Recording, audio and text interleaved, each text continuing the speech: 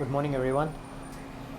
This video is made for bringing up my views on why I'm very critical about the GRC softwares. Uh, Over a period of time, GRC softwares, had their application roadmaps didn't really have the right, direction. Most probably because of the way it's been driven and the kind of clients that they would have catered to. Holistically, if you want to have a look at GRC, the reason that I really think that it should align towards the enterprise risk management is simply because GRC is not just about compliance. It's not just about regulatory compliance. One of the key thing that we all have to map is the strategic outlook from the executives, and that has to go into the organization, and it becomes operational over a period of time, just like the business operations.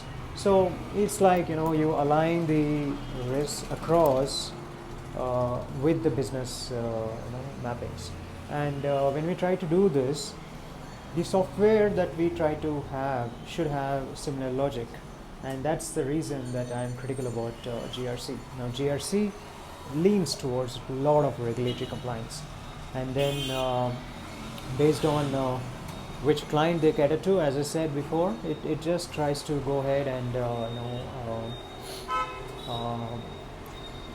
map across only for those clients, and this unfortunately has led to pretty much a large gap between ERM and GRC. And the second factor is GRC can still be purchased as a software by those who do not have enterprise risk management. Now we have to keep in mind that enterprise risk management comes in only after we talk about enterprise architecture, and sometimes even security management or information security management matures in the same way. Now can we have a GRC when such maturity model is not there in the organizations? Possible, and yes, we can have it, provided that it's just the balance of who looks at risk. If you have and then how you deploy the solution in terms of on how it has to be, which hat you are wearing. Is it just a manager's hat or a risk manager's hat? And based on that, we can have different implementations. But coming back to the point that why GRC softwares fail is because they kind of fail to take in some of the scope of internal audit cycles. They also do not map some of the requirements from the ERM side. So my suggestion to the those who are on the development of the software, I would suggest that they should look at ERM as the best practice. ERM is where the software should reach, rather than just the external compliance or the regulatory compliance. And in that way, if they start building the GRC software, it will help them target more audience, and they'll definitely help them target more businesses, because businesses are here to grow. Businesses have to grow. That's the direction they take. If they're stagnant, obviously there is a risk, and if they don't grow in their stature, then there is and are they overgrowing? Now these are risk related issues, but then can the GRC software handle these issues? I can have open thought processes like this, and as a risk manager, and map it towards how the executives would like to think about. And in the same way, the GRC tools have to be unique in such a manner to ensure that such dynamic thought processes also get into this. And then comes into the concepts of the ERM itself. Now we do have different concepts within ERM which needs to be mapped again, logically speaking. The software is always about business logics, so those logics should come into the picture.